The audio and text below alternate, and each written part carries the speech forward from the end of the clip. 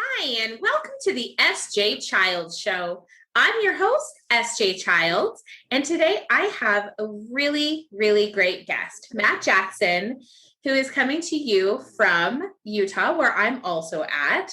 We're neighbors across the valley. Hi, Matt. Hello, thank you so much. Thank you so much for being here today.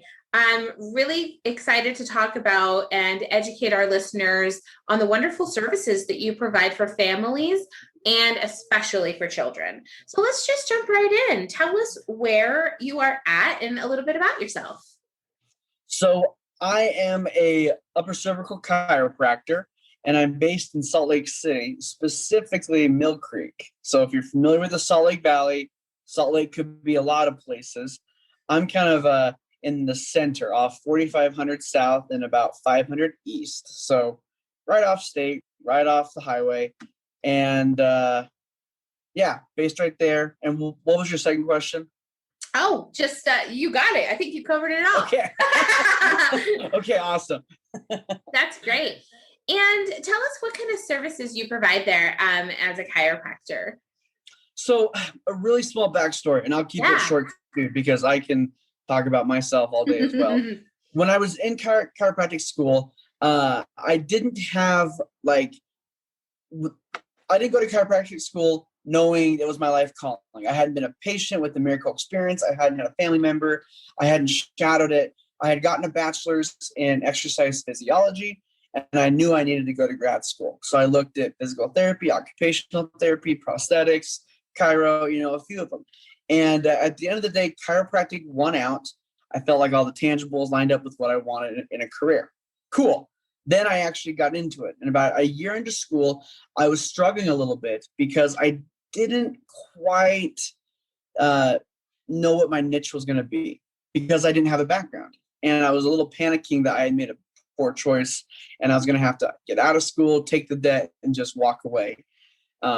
One of the things I was struggling with chiropractic was I wanted to know when my patient was objectively getting results. Not just that they're feeling better, but I wanted to be able to show the improvement was happening. And I wanted to be able to know that a care plan with a patient had an end date. And I just wasn't getting those answers. And so going through school, and then a conference came to Dallas where I was going to this school, and the conference was an upper cervical spine emphasis. And I thought, okay, these are saying some of the buzzwords I was interested in. Went and sat through it, and everything was just green light. They talked about how to know that you're getting your patient well, how to know that ethically you can feel confident, promising, and kind of assuring certain things. And it resonated with me because my personal goal was I wanted to know that I was treating the root cause, not just the symptoms. I love that. So that's kind of how I got into this upper cervical specialty. Now, I still do full spine work because there's still a lot of things that are corrected via full spine adjustments, but my specialty, I've done so many hundreds of hours of training outside of school in this upper cervical emphasis. That's really where I shine. And because of that, it has unlocked certain patients for chiropractic that I think they're better candidates for care versus with traditional chiropractic. Yeah, if that makes sense. Definitely. No, and I want to get into that too, because I agree. And I think that knowing when you go somewhere that you can get a plan, that is so important. And I really like that you said that, because I think that oftentimes people are so afraid, I'm going to have to go forever. If I sign up for this one time, I'm going to have to go forever. This is going to be a lifelong money out of my pocket kind of thing. And people drag their feet, right? They're afraid to make that commitment. So I like that you say that, because that gives people, okay, this is, going to be something that I can look forward to stopping. And not that they wouldn't want to come and see you, of course, but Exactly. Yeah, exactly. It's great to know that there's an end plan. I really like that. And, when it comes to things like dealing with kids and adults on the spectrum, right? It is tough because rarely does a treatment have okay, you are done. You no longer need anything. It is typically downgraded to kind of a wellness plan. And so the way I liken it for some people is, look, consider you lived your life 25 years, never going to the dentist, never brushing your teeth. You're going to have to go to the dentist and get a boatload of services done. And then once you've completed that, then you just got to keep going every now and then to kind of keep things tuned up. And that's realistically what most people end up doing, is we complete this kind of acute phase of care. And then at that point, we've kind of learned, hey, patient X does really well getting adjusted once a month, once every 3 months, once a week. And we've kind of found that sweet spot, and that's what we transition to. That's versus like you said, hey, twice a week till the day you die. Because also, let's be honest, if you have children, adults, spouses that are on the spectrum and dealing with this, you're already tapped. You know, you are spending money on so many services, and I try to be very respectful of that and aware of that. And I'll tell you too, if in our initial exam and conversation, it doesn't seem like it's a good fit, and I'm not going to actually be able to help what you're trying to, correct, I'm just going to tell you, and I'll help refer you elsewhere, because you don't have the time or money to waste on me. Oh, I think that's so compassionate of you to look at these families, because families with kids and adults on the spectrum, it is overload of services and support systems. And also the fact that you address that you're not a one-stop shop, that there's not the all, get all, tell all here, that it's a piece of the puzzle. It's a part of it. It's a wellness plan, like you said, which encompasses so many other parts of wellness. Mm-hmm. Yeah, definitely. What type of, tell us about the early ages. We'll kind of go through age groups and discuss what can you do as far as what's the earliest age that you can help a child, and we'll go to kind of, elementary school, and then we'll go to teens and kind of go through that. What do you think what is that for you? What's the youngest age you've worked on? I've adjusted babies that are day old.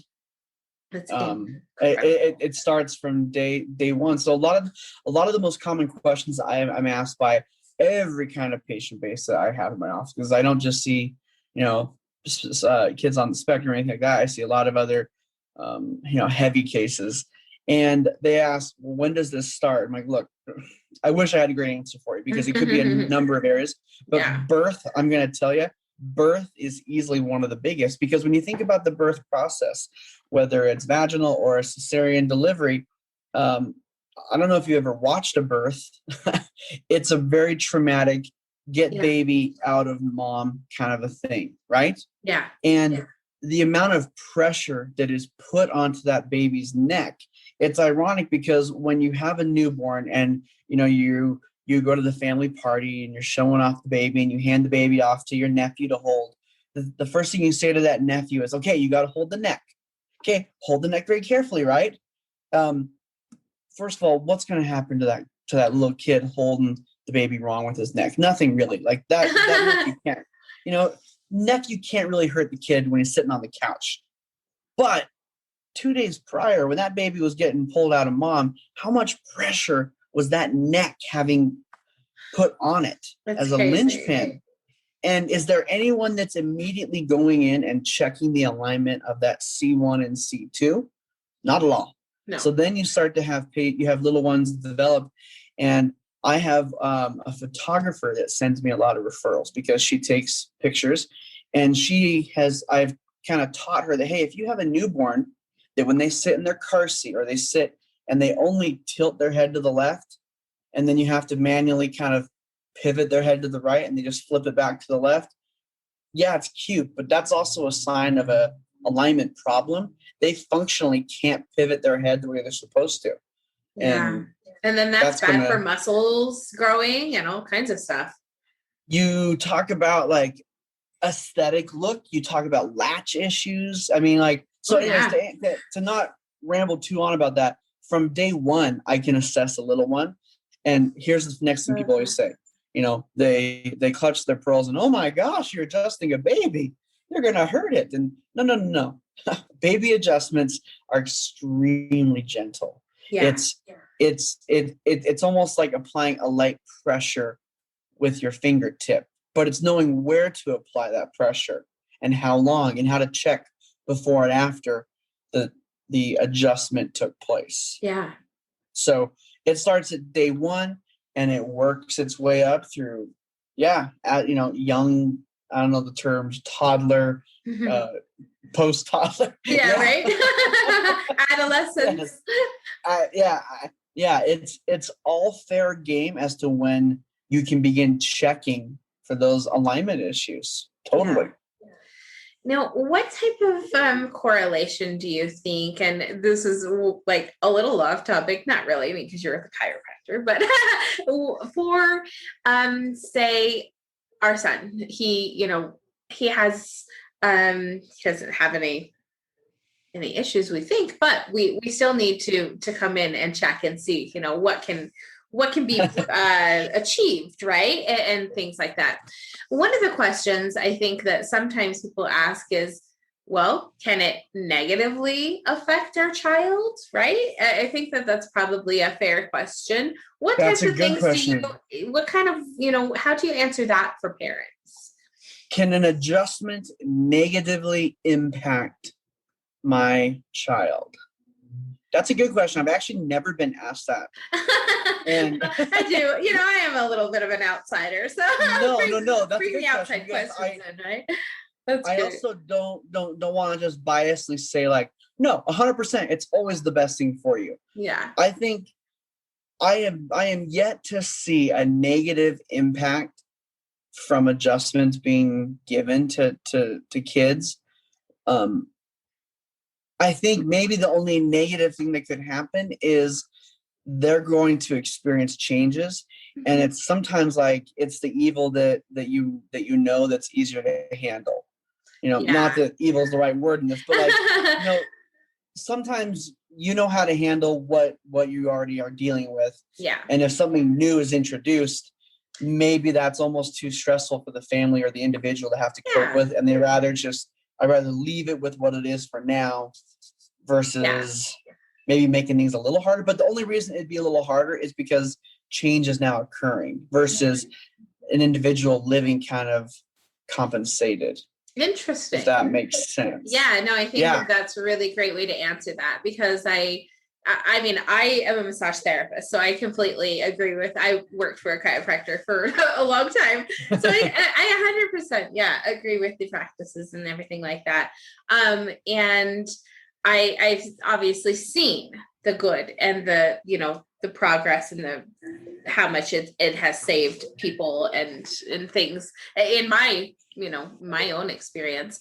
What type of like when a special needs family wants to reach out to you, what type of process? I mean, do they usually say, oh, what brings them to you usually? Do you get that? Like, where do they usually find you?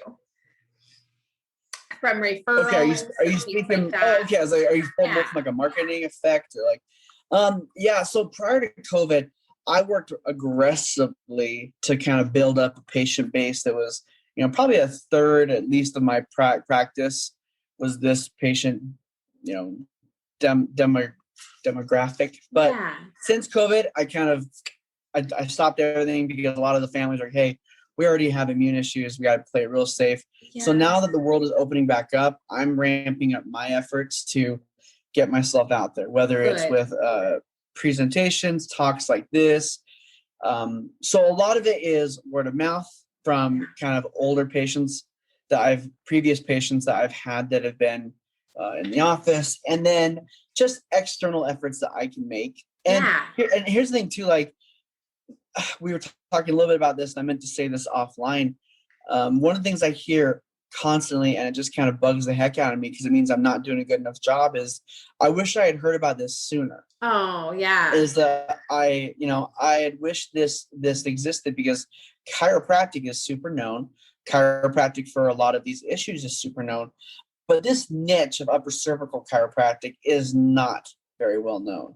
It is not connected to spectrum disorders. Yeah. And treatment's not the right word, because with a lot of these disorders, treatment meaning resolution, not really what probably not going to happen, but also not mentally, not emotionally, but like that's also saying there's something wrong with these kids that needs to be fixed. And we're not about that, that's right? Not the case.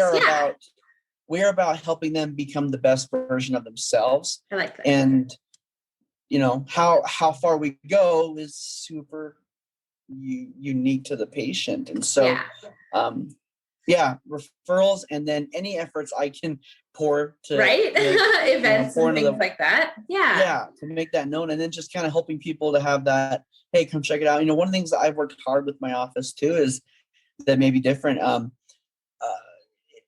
I'm looking around now to kind of double check. Like, for the most part, I want my office to feel like a place where parents can bring these kids maybe, and they don't have to just monitor them constantly that they're going to destroy something. Yeah. That's really important for families to kind of have that safe place for kids to feel, that they're not like, oh no, don't touch. Yeah. Pressure I don't have my practice set up so the patient slots are so back to back that, okay, come on in, good, KK, I need you to listen, I need you to listen. It's not built like that. It's meant to have time so that if the little one is having a stress day, because let's be real, if you're going to the chiropractor, you're getting punched in the neck, that might not be something that day is a good thing for that little one. And we're not going to rush. We're going to take time to help them feel comfortable with me, with the table, with the whole process. And if we need to say, hey, today's appointment was all about building trust, let's see you tomorrow, and we can try again tomorrow for the actual adjustment. Yeah. That's okay too. I like that. Because tell us, right. Tell us a little bit about the adjustment and maybe some of the effects that it has, the positive effects that it can have. So I have a big presentation I do. That was probably my biggest tool. Was I did a workshop in my office. It's about an hour and a half, geared for parents, educators, providers, about all the possible benefits of chiropractic and all that stuff. So kind of like simplified down, some of the effects are, it not only restores alignment in a very delicate part of your neck that protects an important part of your brainstem, it plays a role, more importantly, neurologically, right? We're familiar with the sympathetic, parasympathetic, and getting adjustments and then using the testing that we use in this office to show that the adjustment actually did its job. We can measure pre and post to show that the body has switched to a more parasympathetic, healing, resting state of being, where now the body can actually recover, right? When you're in that sympathetic, you're revving constantly. There's a brick on the gas pedal, and people usually use the analogy of, oh, a tiger comes in your door and you have to survive. So now you're fight or flight, right? No. Fight or flight means that you've turned off saliva in your mouth because you're not worried about breaking down your starches. Okay, that's a big deal. It turns off processing food. It turns off bowel movements. Those are all really important things to do on a daily basis. Yeah, when I'm running from a tiger, I'm not chewing my food. But what if I'm a little kid and I'm constipated for days on end, and we're looking at, do I need X-Lax? Do I need, medicine, right? We're looking at all these things to try to treat the constipation. But what if neurologically there's something going on that is keeping that little one stuck in that sympathetic state where the body is saying, do not go to the bathroom, do not process food, do not sweat or sweat too much. So it regulates sympathetic, parasympathetic, and the cascade effect of body functions that is in each of those columns. Yeah. So it's massively important. On top of that, one of my favorite stories, and I'll keep it quick because again, I could talk with you for a year. One of my really favorite stories was a woman came to one of my workshops. Her little one had childhood or infantile seizures. And so her brain just had massive holes in it from the traumas.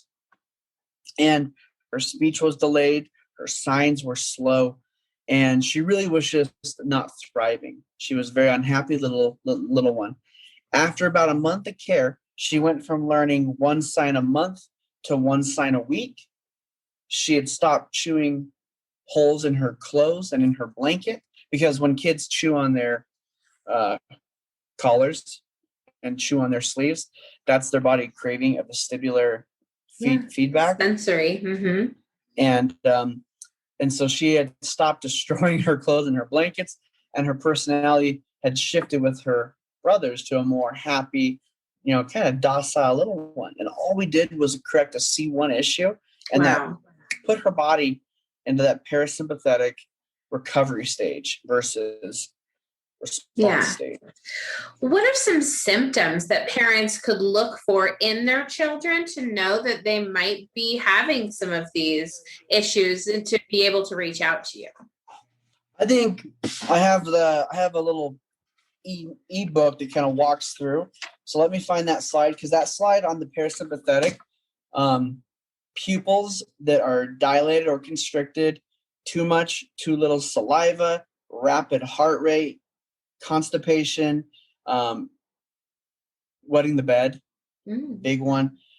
Even things like walking on their toes. Yeah. Toe walking is a big one. And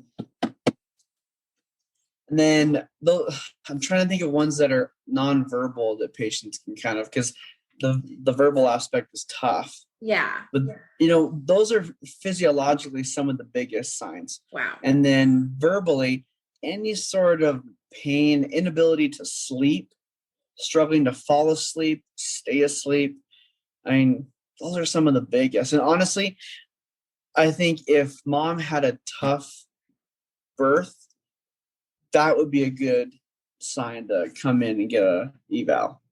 Yeah, good thinking. I think that that's a really, really great way to look at it, because that puts a lot of parents probably at ease to know that they can get a sense of their child starting out well, right? And beginning their life on a good step.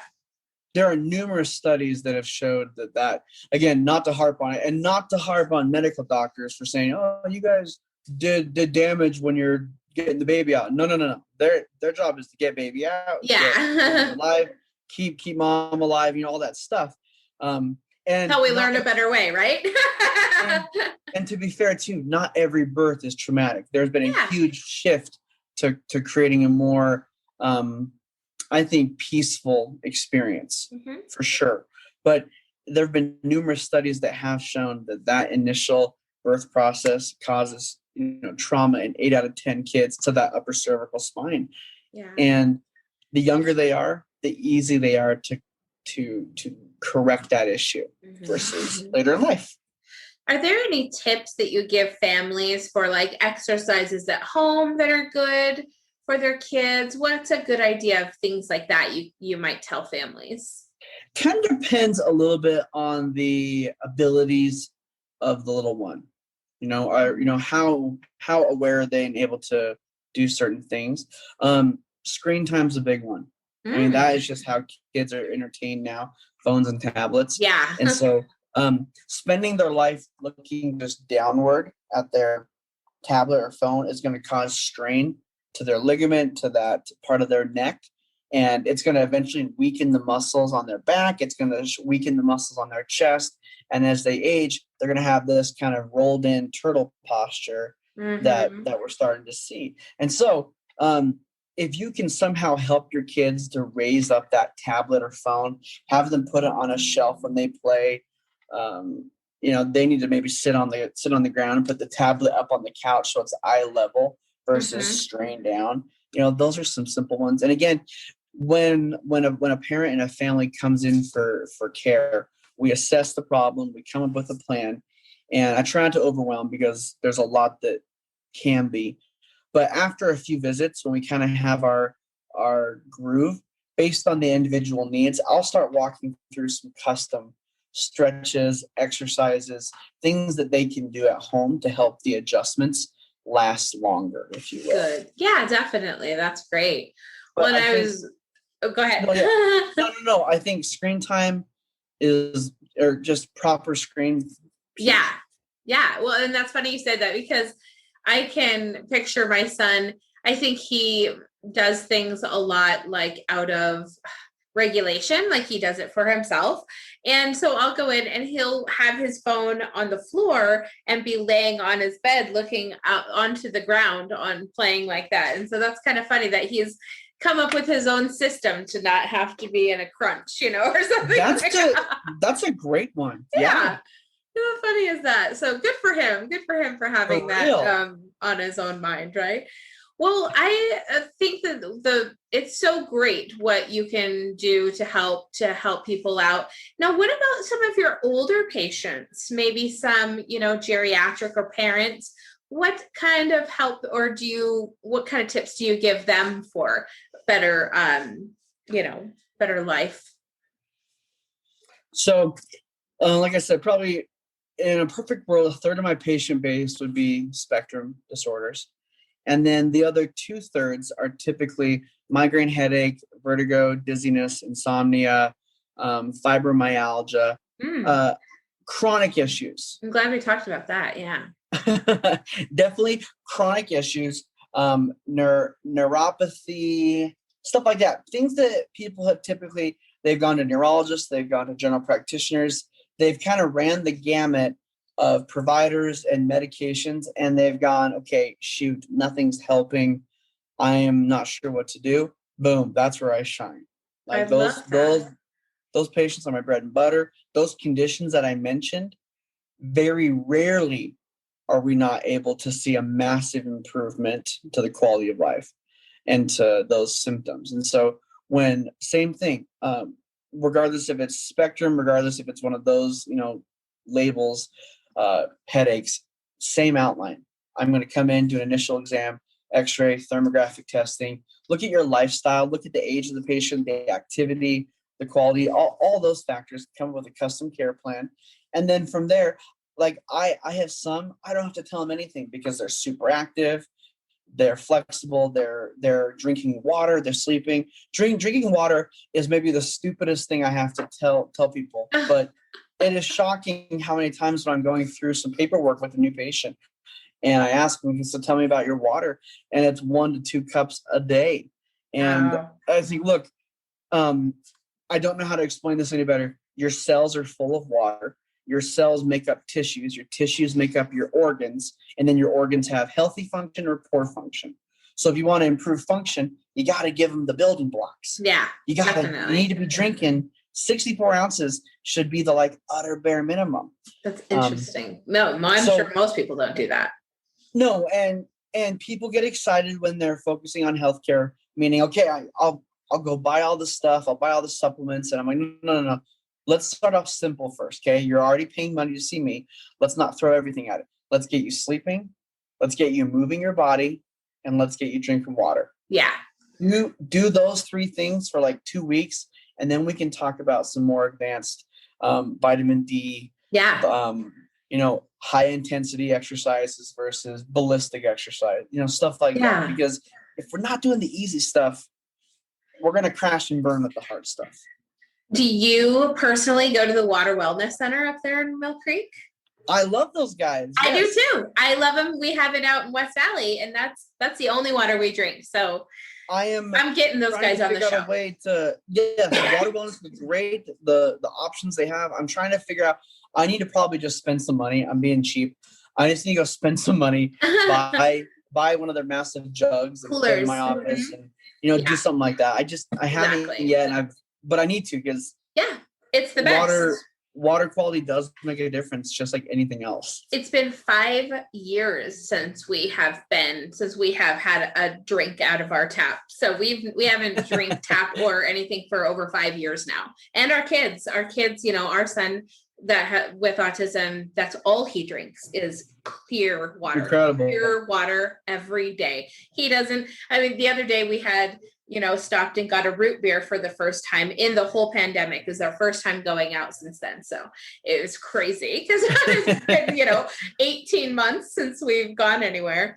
And the kids got a root beer, and he just was like, wow. He likes his water. He wants his water and he loves it. And so, I have a great relationship with those guys at the Water Wellness Center. I think it's funny, and I think people kind of look at me like, come on, dog, give me something a little bigger.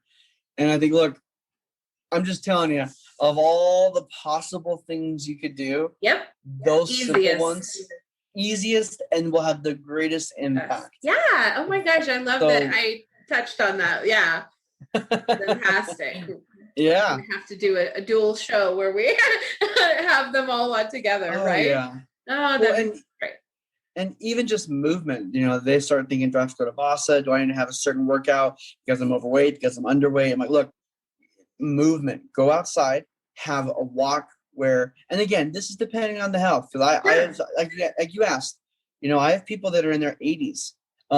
Obviously, I don't want them, if they're not physically able to, out there doing jogs. Yeah, exerting themselves. I have plenty of patients that are much older, and everything is scaled for sure. And so it's built around them. It's not a one fit. You need to fit in my plan. It's okay. Here are all my options. Let me find the right one for you. I love that. That's really great. Well, before we end today, let's definitely talk about your event coming up so we can get you some promotion on that.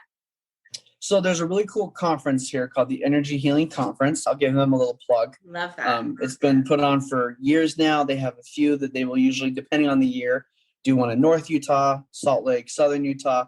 And they have everything that is, quote, weird or alternative health. Mystical, we like to call it in our home. I'm just going to tell you, I had a mentor tell me this once, and I loved it.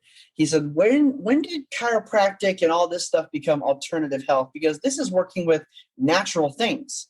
Yeah. Alternative health is the fabricated, manufactured medicine. That's the truth. So that is Energy interesting. Healing Conference is alternative health, but it's everything from chiropractic to Reiki to foot zoning to crystals. There's a huge gamut of offerings. Not only are there numerous vendors, there are presentations. I think they have 6 or 7 kind of classrooms that will be going for about 10 hours a day. Wow. I'm speaking at one of them. And so Wonderful. I have one. It's a 45-minute presentation. It's kind of my presentation I give, scaled down. And it's called Upper Cervical Chiropractic plus Autism. Because, again, I want to get this message out there that, look, I don't care if you decide I'm not a good fit for you. I want you to at least have had the option of knowing it exists and just knowing about it. And then you can decide yay or nay. So I'm speaking. It's on June 19th at 2:00. I have some free tickets to the event. And so if people are interested, they can reach out. And where's it going to be held? It's at, I always call it the wrong name. It's at the Expo Center. Okay, whatever. Okay, good. The one on 90th and State. Whatever it is. Perfect. I think it's Mountain America. Yeah, right? Whatever company has bought it since then. It really is. Like, it's the one by the theater. Okay, Yep. I love it. I love it. Well, I'm so excited that we got to talk about that. And I definitely, I might just have to come over there and go. It's a blast. Yeah, I can't imagine. Like I said, I'm a former massage therapist, so I completely love all of those things and Reiki and all. They have the whole thing. I think they have a holistic dentist that's going to talk about stuff like everything that's, and again, I think people that are dealing with spectrum issues are much more open to those kinds of approaches and hearing it out. So I think it's a perfect fit. Well, and let's make sure to maybe put a thing up in the Facebook group too, in our group, so that we can get all of those members to go and support you as well. So that's wonderful. Well, Matt, I am so happy to have you on today to connect with you. I just love that we've been able to make this connection because we've talked before, and that's great. Where can people find you? Give us your websites and your, again, tell maybe your address where you're at. So again, my name is Matt Jackson. My practice is Elevation Chiropractic Center. If you hop on Google, you can read my reviews. You can find my website. My website is elevationcenterutah.com. If you go on there, I believe my ebook is on there, so you can download it for yourself. and check it out. You can read about what this upper cervical approach is. And again, this website has a lot of things on there. Everything is scalable. So let's say you go, well, gosh, you need x-rays. My kid is not going to hold still for x-rays. That's okay. I've had hundreds that have not had x-rays, and we've done other things. Yeah. And so elevationcenteredutah.com is my website. You can hit me up on Instagram at Dr. Matt Jackson. And normally a new patient exam, because people always ask, like, well, how do I do business with you? How do I hear you out? Yeah. A new patient exam is $150. It covers the exam, the x-rays, the first adjustment.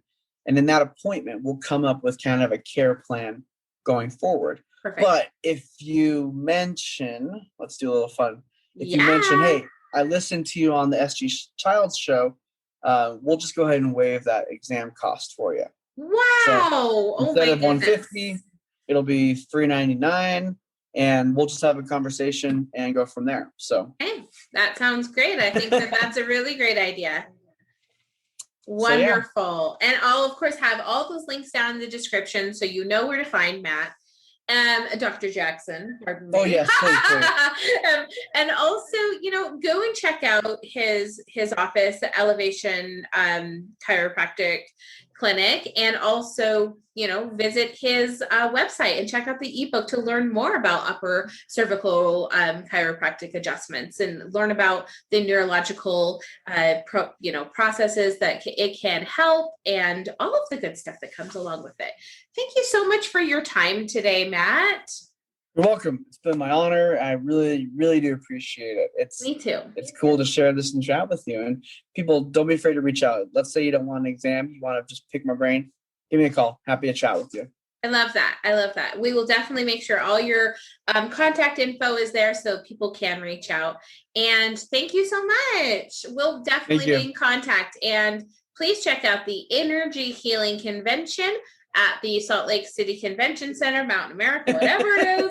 On June 19th, 2 p.m., Matt will be there giving his presentation. Check out all the other cool vendors that will be in the actual healing instead of holistic healing, right? And well, that's wonderful. Yeah, I think that's kind of a funny thing, alternative, right? Oh, silly gooses. For real.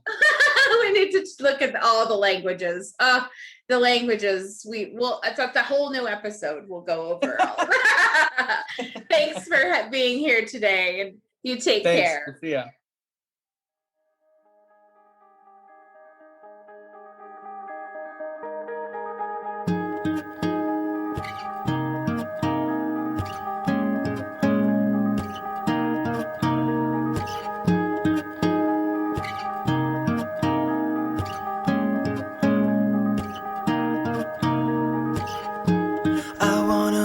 Kind of guy that keeps you warm at night when you are cold. I'll grab some blankets from my bed, wrap them around your chest, and I'll pull you close. We'll flip some channels to find out there's nothing on right now to ease your mind. Sit back, relax, there is no rush, no need to speed things up. All we have is time to think about the future, forget about the past.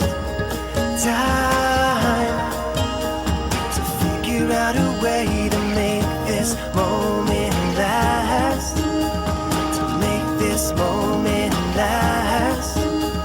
To make this moment last.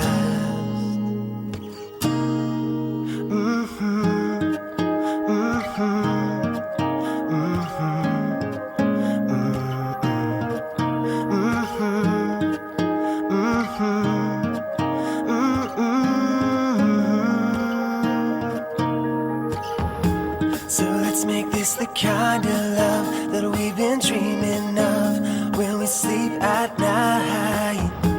We'll get a little house to live in, have a couple kids, and we'll sleep tight. 'Cause baby, all we really need are just a couple things to stay alive. And everything else in between, just trust my heart, you'll see. We're slowly coming. Time future, forget about the past. Time to figure out a way to make this moment last. To make this moment last. To make this moment last. Mm-hmm.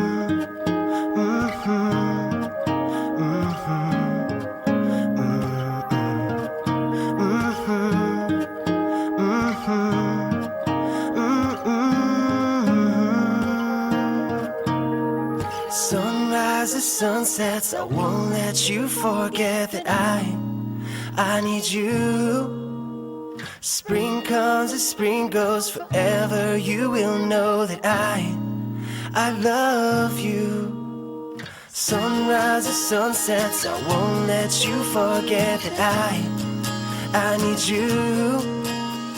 Spring comes as spring goes, forever you will know that I love